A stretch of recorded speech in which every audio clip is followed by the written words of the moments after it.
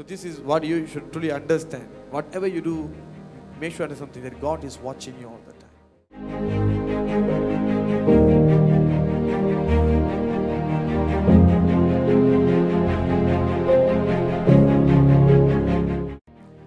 Be honest to your earthly masters. Now, this is something you should take note.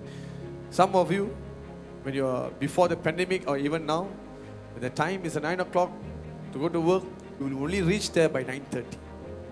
Now, is this what you call as honest? You go late, you leave early.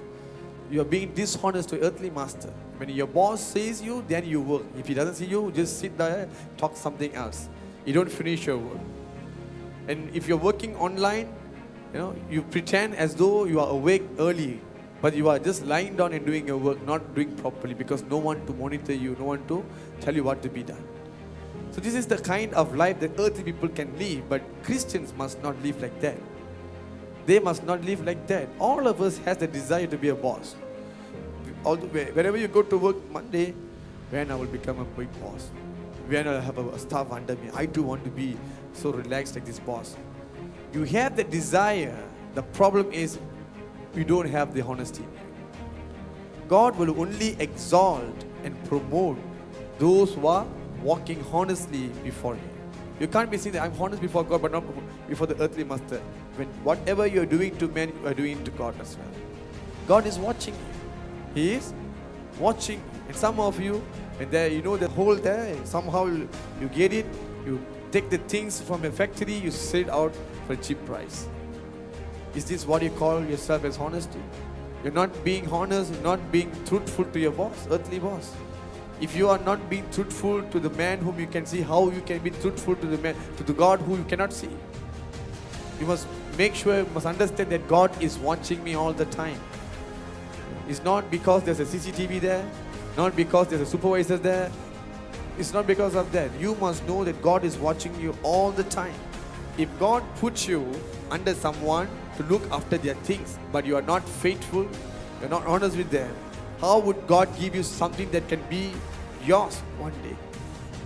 How would God give you your own? To your earthly master, you're doing all kinds of hanky-panky works all. You cheat them, you lie to them, you pretend like to be honest to them. But then, how do you expect God to give you something of your own? How you can be a boss one day? So remember something, whatever work that you are doing, do it as though you are doing it for the Lord. That's what the Bible says.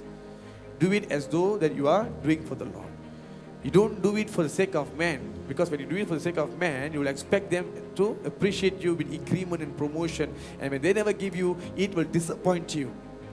And that is why you are unable. That's why people say, Monday are always so dull like that. I don't like to go to work on Mondays. You feel that people are not appreciating you. Hallelujah. But if you do it heartily for God, you will appreciate that. And God will surely give you the credit for that. Will surely make you to reap in 100-fold. Hallelujah. So always work to your earthly masters, whether they are good or bad, whether they are so choosy, they are racist or whatever. Do your best for them as though you're doing it for the Lord, because one day your reward will surely come from the Lord. But we often give this excuse that, oh, my boss will never think about me. He only think about his own race, only think about his other people. That is not our part. God knows to deal with you. Hallelujah. I'm telling you prophetically, you might be sowing in Egypt for a long time. The time is coming for you to reap from Canaan.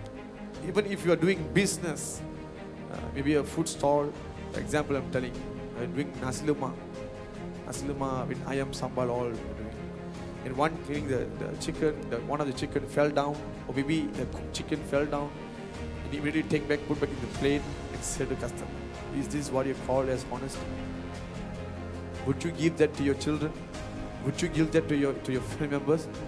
But to others, you say, so what, I don't care, let them eat. It's not me going to eat that. Why should I waste? It's going to cost 5 ringgit. It's a profit for me. You might cover the eyes of man, you can cheat people and say it off, but God is watching. Where is the part where God says that love your neighbor as you would love yourself? You don't want to eat that chicken. And you must make sure that others too don't eat that chicken.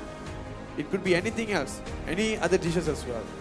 If there is something wrong with that, you must make sure that you remove it. Not that you say it for profitable purpose. God is watching directly. Again, God is watching.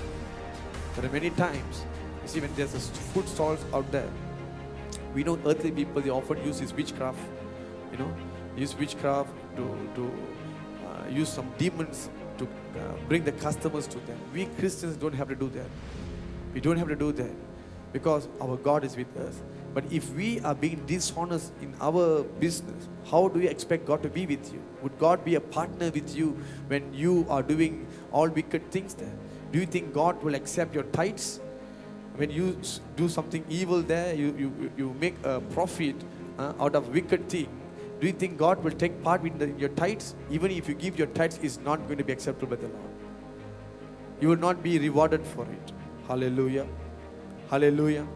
So this is what you should truly understand. Whatever you do, make sure there's something that God is watching you all the time. God is watching you all the time.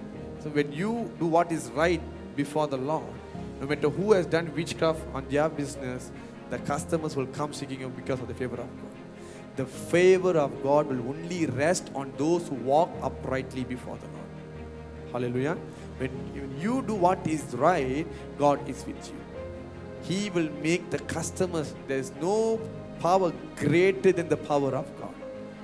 Your neighbor, businessman, this side might be a shop, that might be, they could even sell a better, delicious food also.